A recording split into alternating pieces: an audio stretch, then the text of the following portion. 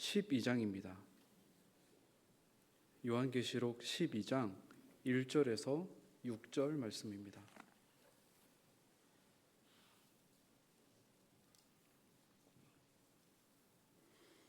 다 같이 합독하도록 하시겠습니다. 하늘에 큰 이적이 보이니 해를 옷 입은 한 여자가 있는데 그 발 아래에는 달이 있고 그 머리에는 12별의 관을 썼더라. 이 여자가 아이를 베어 해산하게 되매 아파서 애를 쓰며 부르짖더라. 하늘에 또 다른 이적이 보이니 보라, 한 큰 붉은 용이 있어 머리가 7이요 뿔이 10이라. 그 여러 머리에 7 왕관이 있는데 그 꼬리가 하늘의 별 3분의 1을 끌어다가 땅에 던지더라. 용이 해산하려는 여자 앞에서 그가 해산하면 그 아이를 삼키고자 하더니 여자가 아들을 낳으니 이는 장차 철장으로 만국을 다스릴 남자라. 그 아이를 하나님 앞과 그 보좌 앞으로 올려가더라. 그 여자가 광야로 도망하매 거기서 1260일 동안 그를 양육하기 위하여 하나님께서 예비하신 곳이 있더라. 아멘. 최후 승리라는 제목으로 말씀을 나누고자 합니다. 이번 주를 마지막으로 2025년도 리딩 지저스 읽기가 모두 마무리됩니다. 우리 신앙 공동체가 한 해를 말씀으로 시작해서 말씀으로 함께 마무리할 수 있어서 참 감사했습니다. 택함 받은 성도들의 모임인 교회가 더욱 한 마음이 되는 것 같습니다.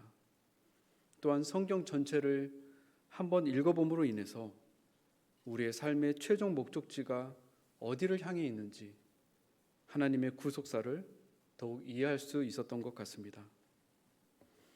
이 땅을 살아갈 때 혼란과 두려움, 불확실이 다가올 때가 있습니다.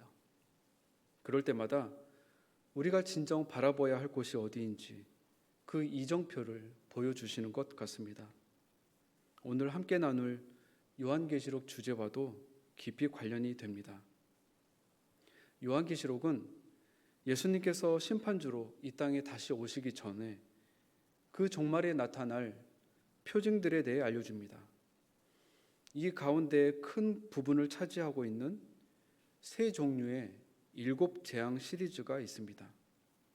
7인, 7 나팔, 그리고 7 대접 시리즈가 그것이죠. 그런데 오늘 본문이 있는 12장부터 14장 말씀은 이 큰 줄기 사이사이에 별도의 이야기로 끼어져 있는 말씀입니다. 막간이라고 표현하기도 합니다. 연극에서 하나의 막이 끝나고 다음 막이 올라가기 전에 그 사이를 막간이라고 하죠. 이 막간에 별도의 이야기가 끼어져 있는 것입니다. 먼저 12장부터 14장까지 이 막간 전체의 내용을 좀 살펴보면 이 땅 교회를 향한 사단과 적그리스도의 공격이 있지만 그런 핍박 중에서도 교회를 향한 하나님의 보호하심과 인도하심이 있다는 것을 보여주십니다. 그리고 예수님께서 이 땅의 심판주로 다시 오실 때 그 사탄과 무리들에 대해 공의롭고 엄중한 최종 심판이 내려진다는 것입니다. 따라서 오늘 말씀은 주님의 택한 백성들의 모임인 교회를 향해서 환난 중에서도 믿음의 순결과 인내를 요구하십니다. 오늘 본문 12장 말씀을 통해서 이 땅의 교회들을 향한 하나님의 그 보호하심과 인도하심을 살펴보고자 합니다. 먼저 이렇게 중간중간에 끼어 들어가 있는 막간 말씀의 목적을 잠시 살펴보고자 합니다. 그 목적은 분명합니다.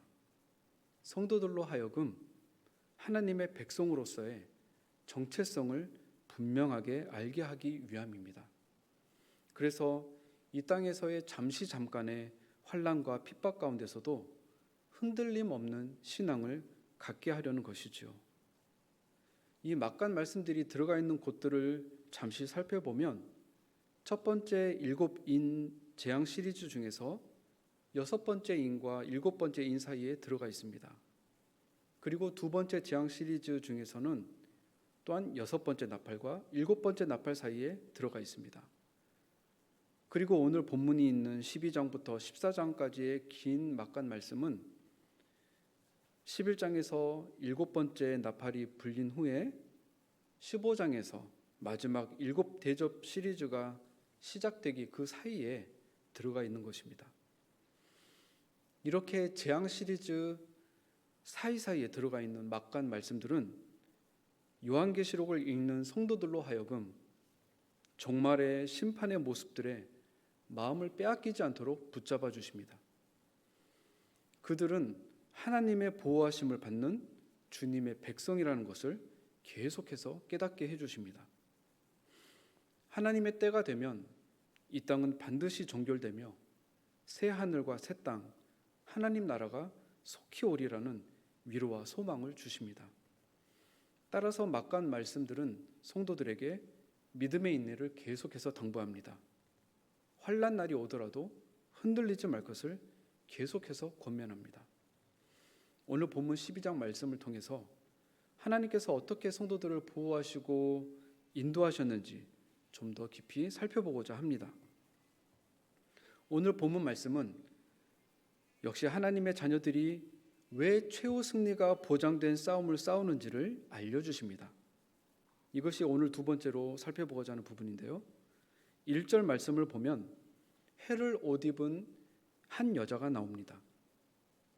하나님의 속성을 입고 있다는 것입니다. 그리고 달을 밟고 있는데요. 이것은 모든 시간의 흐름, 세대를 아우른다는 뜻입니다. 따라서 하나님께서 택하신 모든 세대의 성도들을 말하게 됩니다. 그리고 12별의 관을 쓰고 있는데요. 곧 12지파 그리고 12사도와 관련된 것으로 별과 같은 언약 백성들, 하나님께서 택하신 모든 세대의 백성들을 말씀하고 있습니다. 따라서 12장 시작할 때부터 하나님께서는 택함 받은 백성들의 영광스러운 모습을 먼저 보여주십니다. 해를 옷 입고 별을 밟고 있고 12별의 관을 쓰고 있는 이 영광스러운 모습이 믿음 공동체, 교회의 모습이라는 것입니다. 비록 어두운 세상 속에 살아가고 있지만 이 영광스러운 모습이 우리들의 모습임을 깨닫기를 소망합니다. 우리들은 하나님의 거룩하고 영광스러운 영적 신부입니다. 그리고 구약 백성들이 오랫동안 고대해 왔던 메시아 예수님의 탄생과 신약 교회의 태동을 보여주십니다. 2절을 보면 하나님의 백성들, 즉 교회를 보여주는 여자가 고통스러워하면서 아이를 해산하는 장면이 나옵니다. 교회가 해산하려고 애를 쓰며 부르짖는 이 아이는 오랜 기간 구약 백성들이 기다려온 메시아 예수 그리스도를 가리킵니다. 예수님은 하나님이시면서 창조주이시기 때문에 영원하신 분이지만 육신적으로는 다윗의 후손으로 나셨습니다. 그래서 구약 교회와 하나님의 택함 받은 자녀들이 해산하는 심정으로 간절하게 메시아 예수님을 기다리는 그 모습을 표현한 것입니다. 그리고 3절부터 6절까지의 그 내용을 잠깐 보면 이렇게 예수님의 탄생과 신약 교회의 태동을 보여주시고 동시에 이것을 방해하려는 사단의 모습을 보여주십니다. 본문 말씀 12장 이후 또한 13장과 14장 막간 말씀들을 잠깐 또 살펴보면 사단은 끝까지 포기하지 않습니다. 종말의 순간에는 적그리스도를 통해서 하나님과 교회에 맞서 싸웁니다. 하지만 그들의 종말은 하나님의 엄중한 심판만을 받을 뿐임을 다시 한번 보여주십니다. 오늘 본문으로 다시 돌아와서 이렇게 예수 그리스도의 그 십자가 구속 사명과 신약 교회의 태동을 막지 못한 사탄과 그 무리들은 이제 지상에 남은 교회를 핍박하기 시작합니다. 이때 하나님께서 당신의 교회를 사단의 공격으로부터 보호하시고 광야로 인도하신다고 하십니다. 거기서 한때, 두때, 반때, 즉 3년 반 기간 동안 양육을 하신다고 하셨습니다. 이 3년 반 기간은 바로 앞장 11장에서 예언하신 7년 대환란의 전반부로 많이들 해석을 합니다. 그러나 중요한 것은 사단의 핍박이 있더라도 하나님의 택함 받은 교회는 최후 승리가 보장되어 있다는 것을 계속해서 보여주십니다. 마치 아버지가 당신의 사랑하는 자녀들을 세심하게 살피면서 양육하는 모습을 보는 듯합니다. 그래서 3절 본문 말씀을 보면 사탄의 모습이 나오는데요. 이 모습을 보면 예수님의 모습을 흉내내고 있다는 것을 알 수 있습니다. 용의 머리를 보면 7개고 뿔이 10이고 그 머리 위에 7 왕관을 쓰고 있습니다. 이 모습은 요한계시록 5장 6절에 나온 7 뿔과 7 눈을 가지신 예수 그리스도 어린 양의 모습을 모방한 것임을 알 수 있습니다. 사단은 그 이후로도 계속해서 삼위일체 하나님을 흉내내는데요. 13장에서는 용, 그리고 바다에서 올라온 짐승, 그리고 땅에서 올라온 짐승, 이를 통해서 삼위일체이신 하나님, 예수님, 성령님을 또한 흉내냅니다. 그러나 그 본질은 전혀 다르죠.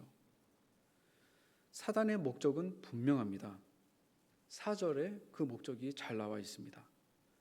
먼저 용의 꼬리가 하늘의 별 3분의 1을 끌어다가 땅에 던졌다고 말씀하십니다. 이에 대한 여러 가지 해석이 있습니다. 하나님의 자녀들의 일부분을 환난과 고난 가운데 떨어지게 해서 잠시 동안 넘어지게 한다는 해석이 있습니다. 그러나 완전히 넘어지게 하지는 못한다는 것이죠. 또 다른 해석은 유다서 1장 6절 말씀과 연관이 있습니다. 유다서 1장 6절 말씀을 보면 또 자기 지위를 지키지 아니하고 자기 처소를 떠난 천사들을 큰 날의 심판까지 영원한 결박으로 흑암에 가두셨으며, 사탄이 타락한 후에 다른 천사들을 미혹해서 자기의 지위에서 떠나게 한다는 것을 보여주십니다. 이 해석은 오늘 본문이 있는 12장 9절 말씀에도 동일하게 적용됩니다. 9절을 보면 큰 용이 내쫓기니 옛 뱀 곧 마귀라고도 하고 사탄이라고도 하며 온 천하를 꾀하는 자라. 그가 땅으로 내쫓기니 그의 사자들도 그와 함께 내쫓기니라. 이렇게 일부 천사들이 자기 자리에서 벗어난 것을 볼 수 있습니다. 저는 이 해석의 기초에서 말씀을 이어가고자 합니다. 이렇게 자기 초소를 떠나게 하여 세력을 만든 사탄은 무엇을 하려고 했던 것일까요?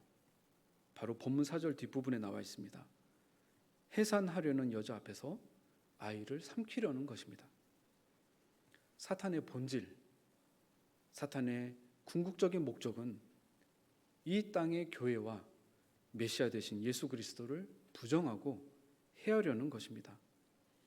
실제 헤롯을 충동해서 2살 미만의 아이들을 모두 죽게 하였었지요. 그러나 오직 하나님의 경륜만이 이루어집니다. 메시아 되신 예수님은 구약 성경이 예언한 대로 베들레헴에서 태어나셨으며 역시 예언하신 대로 나귀를 타고 오시는 등 모든 구약 성경의 말씀들을 성취하시면서 십자가 구속 사명을 완수하셨습니다. 사탄은 예수님께서 십자가에 달린 그 순간에도 그 자리에서 내려오게 만들려고 했었죠. 마태복음 27장 39절 40절 말씀을 보면 지나가는 자들은 자기 머리를 흔들며 예수를 모욕하며 이르되 성전을 헐고 사흘에 짓는 자여 내가 만일 하나님의 아들이거든 자기를 구원하고 십자가에서 내려오라 하며. 그러나 계속해서 본문 5절을 보면 철장으로 만국을 다스릴 남자 곧 예수 그리스도는 이 모든 사명을 완수하시고 부활하신 후에 하나님 보좌 앞으로 올라가십니다. 사탄이 아무리 방해하고 환난과 공고, 핍박으로 박해할지라도 하나님의 구속사는 돌이킴도 변함도 없이 이루어집니다.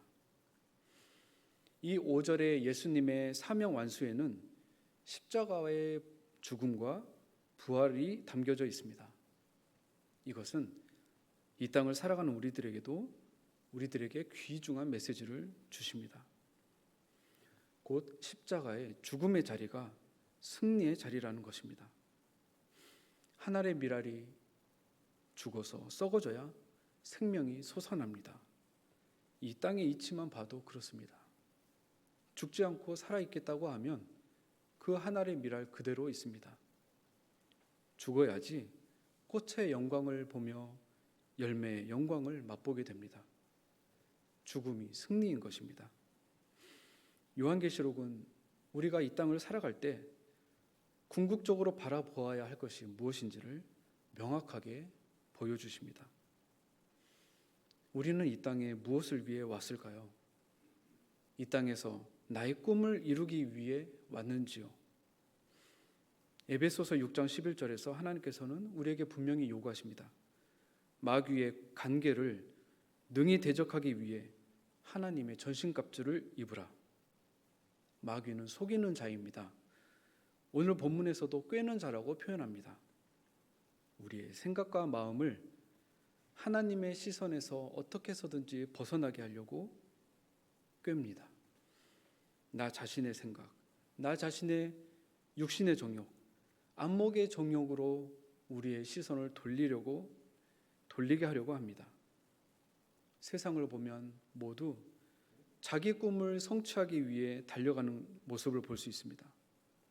심지어 하나님의 자녀들까지 그것이 마치 인생의 진정한 목표인 것처럼 생각하는 것 같습니다. 우리의 싸움은 영적인 싸움인데 자꾸만 육신의 정욕, 안목의 정욕을 위한 싸움으로 꾀하려 하는 것입니다. 이 싸움을 위해서는 대비가 필요하겠죠. 운동선수가 훈련 없이 올림픽에 어떻게 출전하겠습니까? 훈련과 양육이 필요합니다. 본문 6절에서 하나님께서는 당신의 교회를 어떻게 인도해 가시는지 보여주십니다. 오늘 마지막으로 살펴보고자 하는 부분입니다. 본문 6절에 보면 예수님이 하나님 우편으로 올라가신 후에 이 땅에 남게 된 여자, 곧 교회가 도망하는 모습이 나옵니다. 6절을 함께 읽어보시겠습니다. 그 여자가 광야로 도망하매 거기서 1260일 동안 그를 양육하기 위하여 하나님께서 예비하신 곳이 있더라. 메시아이신 예수님을 제거하는 것에 실패한 사단과 그 세력들이 이제 지상에 남은 교회 공동체를 핍박하는 것입니다. 이때 하나님께서 교회를 보호하시기 위해 예비하시고 이끌어 가신 곳이 광야라고 합니다. 그곳에서 3년 반 동안 하나님께서 양육하신다고 말씀하십니다. 이 3년 반이라는 기간은 정해진 기간이 있다라는 것입니다. 하나님께서 박해를 허용하시더라도 제한된 기간만 허용하신다는 것입니다. 잠시 동안만 허용하실 뿐입니다. 모든 것이 다 하나님의 통치 아래 있음을 깨닫게 해주십니다. 그러니 우리가 어떠한 상황 가운데 있더라도 은혜가 되는 것 같습니다. 모든 성도님들 역시 오랜 세월 사시는 동안 광야와 같은 시간을 보내셨을 것입니다. 교회 역시도 마찬가지입니다.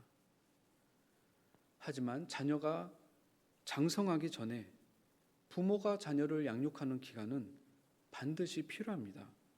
히브리서 12장 6절에서 8절 말씀을 우리 다 같이 읽어보도록 하겠습니다. 주께서 그 사랑하시는 자를 징계하시고 그가 받아들이시는 아들마다 채찍질 하심이라 하셨으니 너희가 참음은 징계를 받기 위함이라. 하나님이 아들과 같이 너희를 대우하시나니 어찌 아버지가 징계하지 않는 아들이 있으리요. 징계는 다 받는 것이거늘 너희에게 없으면 사생자요 친아들이 아니니라. 아멘. 여기에서 이 징계의 헬라어 원어를 보면 어린이와 함께 있다입니다. 여기에 양육, 가르치다, 습관을 들이다 뜻이 추가되어 있습니다. 광야의 시간은 부모가 아이와 함께 있는 시간이라는 것입니다. 아무것도 없이 홀로 버려진 것이 아니라는 것입니다. 유대인이 사용하는 히브리어 광야의 어원을 보더라도 말씀이 나오는 곳입니다. 광야는 고난의 장소처럼 보이지만 하나님의 말씀과 임재가 있는 곳이라는 것입니다. 광야의 시절만큼 하나님 앞에 더 가까이 나아갔던 시간이 있을까 생각해 보게 됩니다. 그때만큼 하나님 앞에 간절히 기도했던 시간이 없었던 것 같습니다. 하나님의 위로를 체험할 수 있으며 임재의 기쁨을 체험하기도 합니다. 하나님의 말씀이 나의 생각과 마음속에 깊이 박힙니다.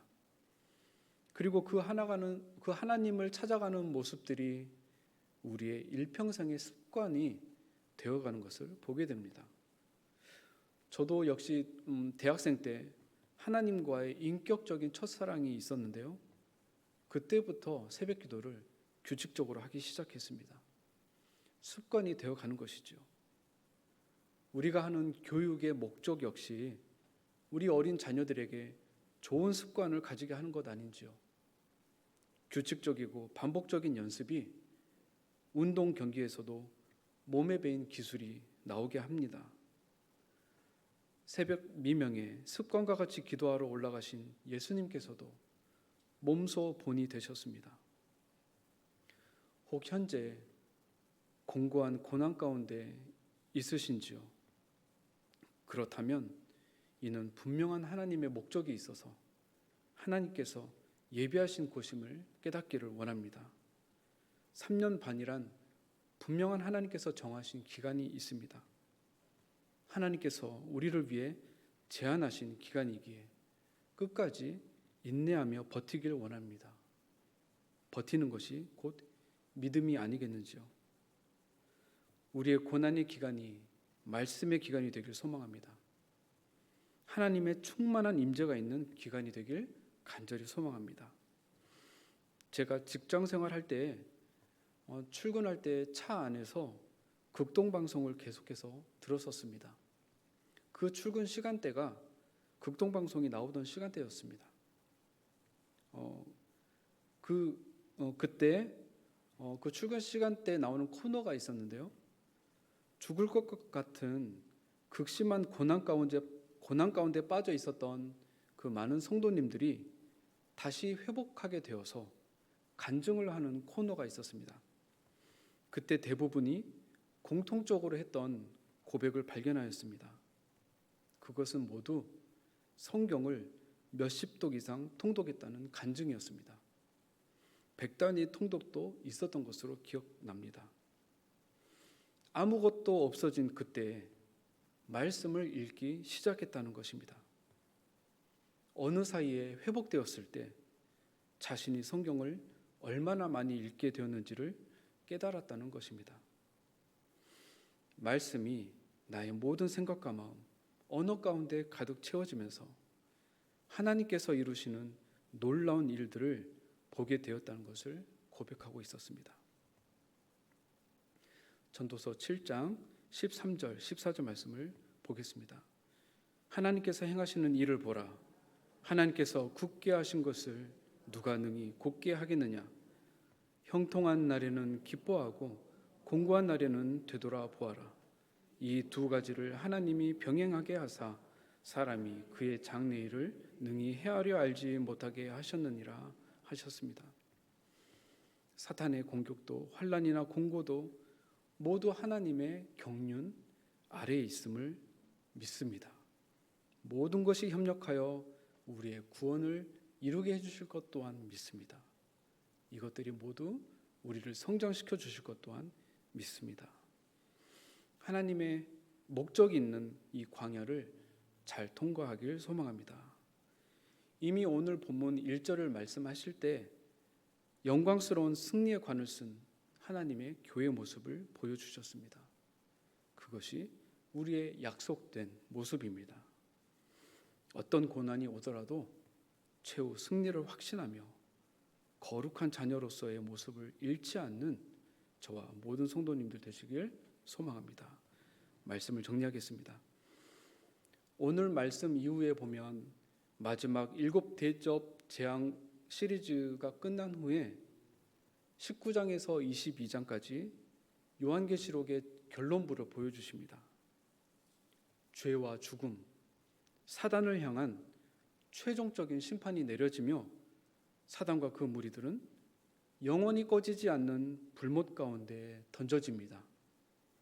그리고 광야의 시간을 보낸 하나님의 교회에게는 영원한 새하늘과 새 땅, 하나님 나라에서 영광을 입혀주십니다. 우리가 이 땅을 살아가는 표대가 어디인지를 보여주십니다. 그래서 오늘 본문 1절과 3절에 나타난 이적이라는 단어가 있는데요, 이 보여주시는 이적의 헬라어 뜻이 이정표입니다.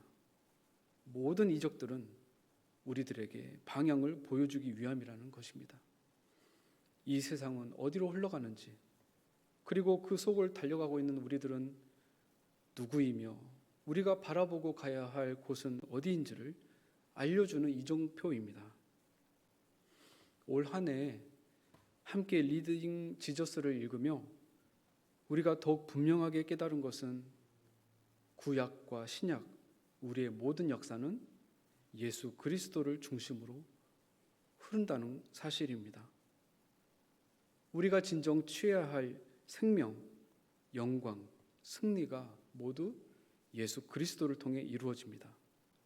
이 생명의 말씀, 이 생명수와 같은 복음이 우리를 통해서 계속 흘러나가기를 간절히 소망합니다. 우리를 통해 이 지역이 살고 다음 세대가 살아나는, 그래서 이곳이 구원받은 그 기쁨의 소리, 찬양의 소리로 가득 채워져 가길 간절히 소망합니다. 부흥의 역사가 이곳에서부터 일어나길 간절히 소망합니다. 마지막으로 사도행전 20장 24절 말씀 함께 읽고 마치도록 하겠습니다. 내가 달려갈 길, 주 예수께 받은 사명, 곧 하나님의 은혜의 복음을 증언하는 일을 마치려 하면은 나의 생명조차 조금도 귀한 것으로 여기지 아니하노라. 아멘.